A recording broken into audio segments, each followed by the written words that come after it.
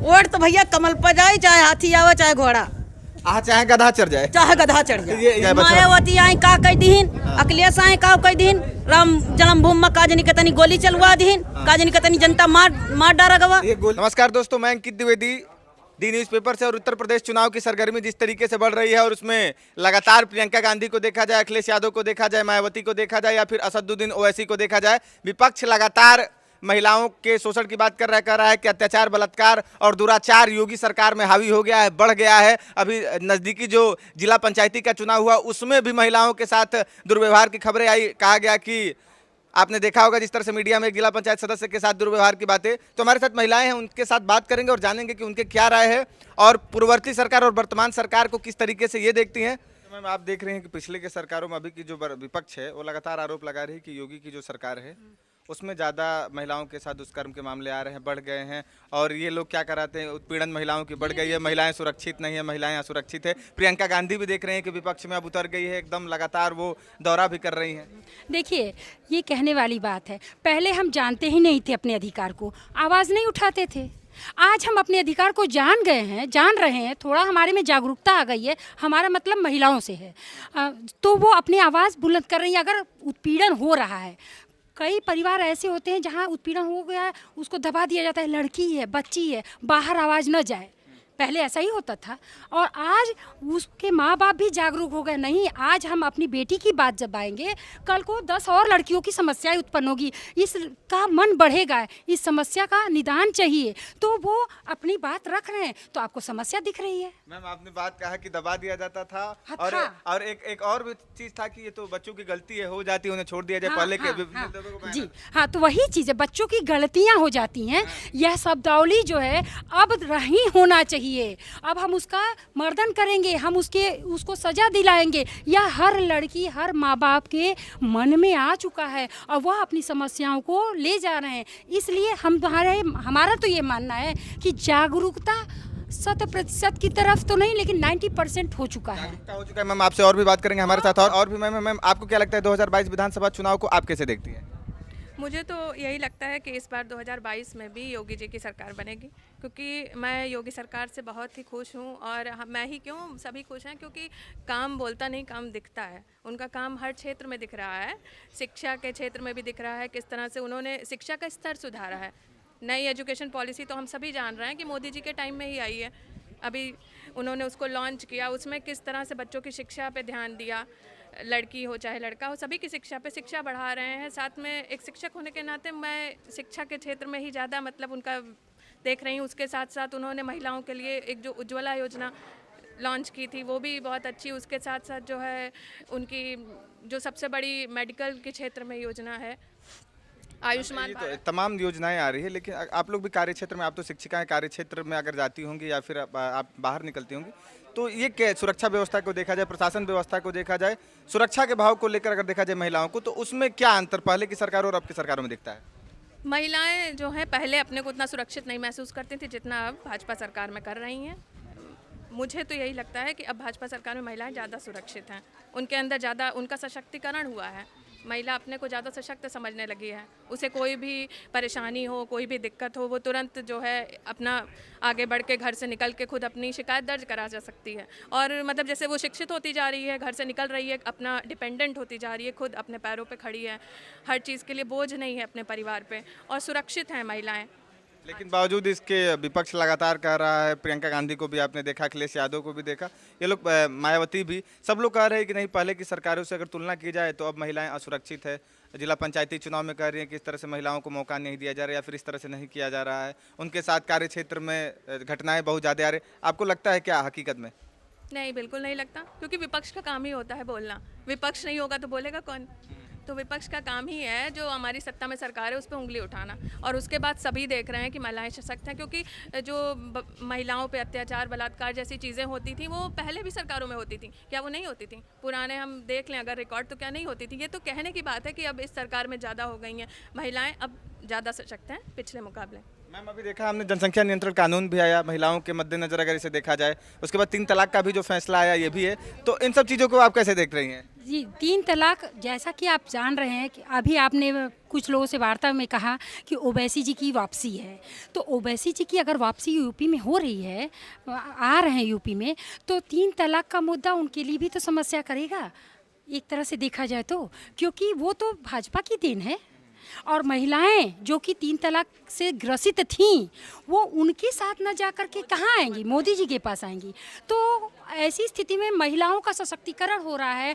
और इतना ही नहीं, जो मैटरनिटी लीव थी वो भी 16 सप्ताह से बढ़ाकर 26 सप्ताह महिलाओं की सुरक्षा को मद्देनज़र रखते हुए अमेंडमेंट करके यह किया गया है, ताकि महिलाएं अपनी जॉब के साथ साथ इन सभी चीज़ों पर भी ध्यान दे, अपने स्वास्थ्य पर, अपने बच्चे पर, भविष्य पर ध्यान दे सकें।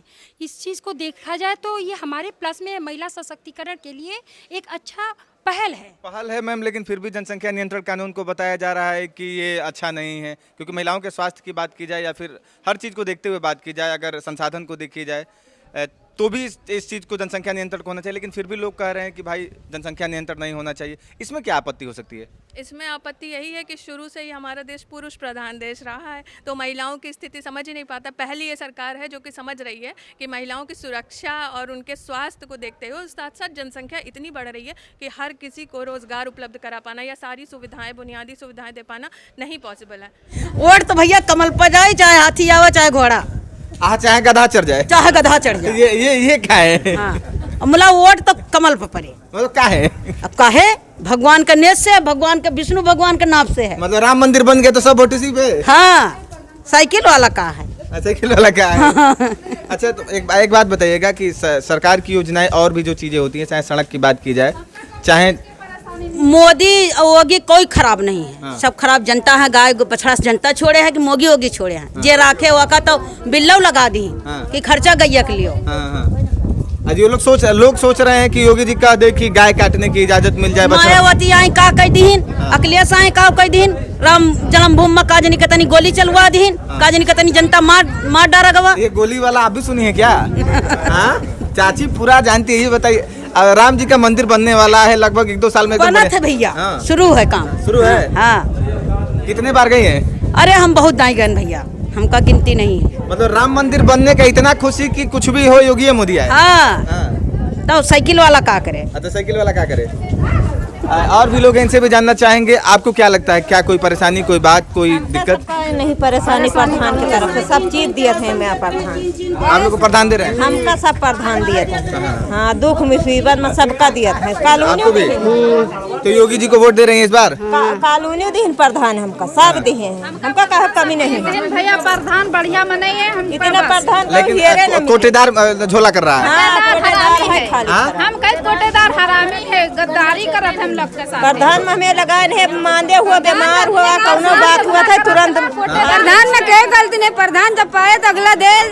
हाँ, प्रधान जब पाए तो दे, तो अपने घर से दे। हैं, लेकिन इसके बाद भी आप लोग योगी जी को क्यों मतलब वोट देती हैं? योगी जी अब हमका क्या मालूम भैया, पढ़े लिखे। लेकिन वोटवा तो देती हैं आप लोग भी, कहती हैं सड़वा चढ़ जाते खटिया पर। सही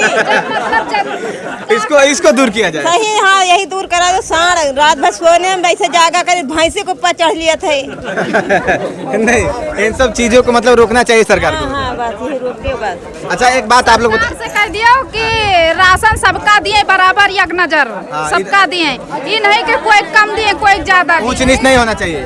हाँ, सबका बराबर दिए। हाँ, एक और चीज, आप लोग तो अयोध्या के पास हैं। हाँ। राम जी का मंदिर अब बनने वाला है, कैसे देख रही हैं? देख आई थे राम जी के मंदिर बन जाए। माता जी ये बताइए, आप लोग तो बहुत उम्र हो गया, राम जी का मंदिर अब बनने वाला है, बड़े दिन से लोग इस पे राजनीति करते से मुद्दा था कि नहीं बनेगा नहीं बनेगा, अब मंदिर बन रहा है, कैसे देख रही हैं? बन रहा। हाँ, मंदिर घूमने गई कि नहीं? अब गए रहा भी शायद नहीं गए मंदिर देखा। अच्छा। और घूमे हैं अयोध्या। अभी जो योगी जी बोल रहे हैं कि और भी जो भी गरीब हैं, पिछड़े हैं, उनके लिए और भी योजनाएं कल्याणकारी, उनके लिए योजनाएं लाएंगे और भी उनका विकास करेंगे। तो क्या 2022 में फिर योगी जी के साथ हैं, या फिर आप लोग सोच रहे हैं कि अखिलेश, मायावती या फिर किसी और को वोट दिया जाए? तो सब चीज जो लगे हैं माफ करें जी का अर्जा कर तो सरक दाई दिया था। जनता जाए हुआ हम हो जावे, जहाँ भीड़ जाएगी वहाँ हम जाए।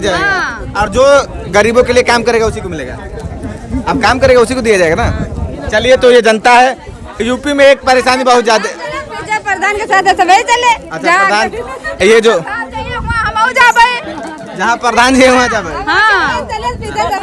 कहाँ जाए, जो प्रधान हमका सबका है तो हम उनका छोड़ के चले आपके प्रधान तो कह रहे हैं कि योगी जी का जय जय। जी का दिए वही जहाँ प्रधान मोहर लगाए हुए हम वो मोहर लगा दिए। ये देखिए, गांव में जहाँ प्रधान मोहर लगाएंगे उनको मोहर लगेगा, और इनके प्रधान जी योगी योगी करते हैं। बहरहाल एक और बात है, और ये समस्या हम भी झेल रहे हैं। और चाची ने बड़ा एक बात कहा कि पड़वा चढ़ जाता है, खेतों में चढ़ जाता है, बेडऊ पे चढ़ जाता है, और मौका पाता है तो जानवरों पे चढ़ जाता है। तो यही परेशानी यूपी में है। सड़कों पे भी चलते हैं, थोड़ा सा इस पर सरकार को भी सोचने की जरूरत है, क्योंकि यातायात में भी हम लोग देख रहे हैं, हम लोग चल रहे हैं तो प्रभावित होती है। बहरहाल इस गाँव से इन लोगों से बात करने में बड़ा मजा आता है, अच्छा लगता है। शायद कोई लोग यहाँ पहुँचते हैं क्योंकि उन्हें तो चाहिए हाईटेक और हाई फाई लोग, ताकि उनकी बातों को कहे। कौन इनकी बातों को सुनाएगा, कौन इनकी बातों को बताएगा? हम बताएंगे, हम सुनाएंगे। किसी और जगह, किसी और गांव में, किसी और जिले में मिलेंगे। तब तक के लिए धन्यवाद। बने रहिए, जुड़े रहिए दी न्यूज़पेपर के साथ। मैं अंकित द्विवेदी, जय हिंद।